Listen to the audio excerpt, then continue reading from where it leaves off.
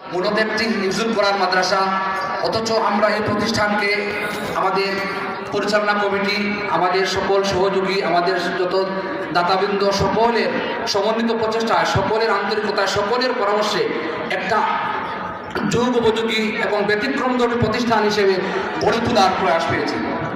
আজকে ফেঞ্জুগঞ্জ তথা সিলেটের রন্ধ্রে রন্ধ্রে জায়গায় জায়গায় হাফিজ ভাষা গড়ে উঠেছে, কিন্তু আমি বুকে হাত দিয়ে বলতে পারি যে আমরা আমাদের প্রতিষ্ঠানকে এমনভাবে সাজিয়েছি যে এই প্রতিষ্ঠানে হিফজের পাশাপাশি আমরা আমাদের শিক্ষার্থীদেরকে যুগ উপযোগী করে তোলার জন্য আমরা সমান এবং সমান্তরালভাবে একাডেমিক শিক্ষা দিয়ে থাকি, যার বদৌলতে আমাদের শিক্ষার্থীদের জীবন থেকে একটা দিনও জোরে পড়ে না, এবং এক্ষেত্রে আমরা আলহামদুলিল্লাহ অনেকটা সফল হয়েছি।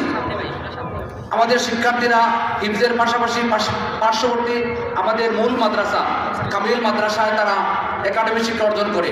একাডেমিক শিক্ষা অর্জন করে আমাদের শিক্ষার্থীরা অনেকাংশে বিভিন্ন বড় বড় মাদ্রাসায়, কলেজ, ইউনিভার্সিটিতে উচ্চশিক্ষা অর্জন করছে, এবং উচ্চশিক্ষা অর্জন করে অনেকেই বিদেশে পাড়ি জমাচ্ছে স্কলারশিপ নিয়ে উচ্চশিক্ষা অর্জন করার জন্য।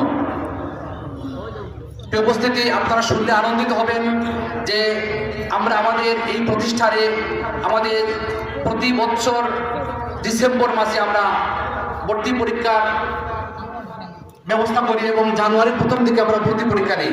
হিফজের ইতিহাসে আপনারা খবর নিয়ে জানতে পারবেন হিফজের ইতিহাসে ভর্তি পরীক্ষা বলতে কিছুই নেই, অথচ আমরা প্রতি বছর 1 থেকে 150 জন ছাত্র ভর্তি ফরম সংগ্রহ করে এবং এই ভর্তি ফরম নিয়ে আমাদের প্রতিষ্ঠানে এসে ভর্তি পরীক্ষা দেওয়ার জন্য।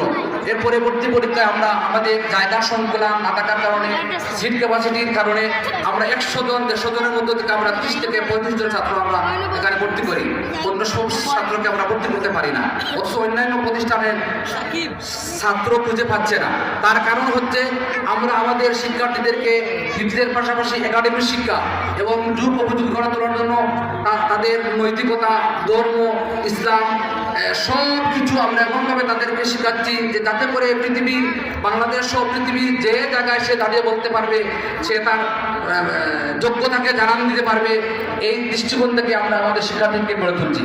প্রিয় উপস্থিতি, আমরা আপনাদেরকে আশ্বস্ত করতে চাই যে আমাদের প্রতিষ্ঠান একটা বেসরকারি প্রতিষ্ঠান, পাবলিক সার্ভিস প্রতিষ্ঠান। আমরা আমাদের প্রতিষ্ঠানকে পরিচালনা করার জন্য আমাদের সরকারি কোনো অনুদান নেই। সুতরাং আমরা আমাদের কমিটির হৃদয়বান ব্যক্তিদের পরামর্শক্রমে আমরা আমাদের কামিল মাদ্রাসা প্রিন্সিপাল, ভাইস প্রিন্সিপাল মহোদয় তাদের পরামর্শক্রমে আমরা একটা সিস্টেম তৈরি করেছি যে আমাদের প্রতিষ্ঠানে যে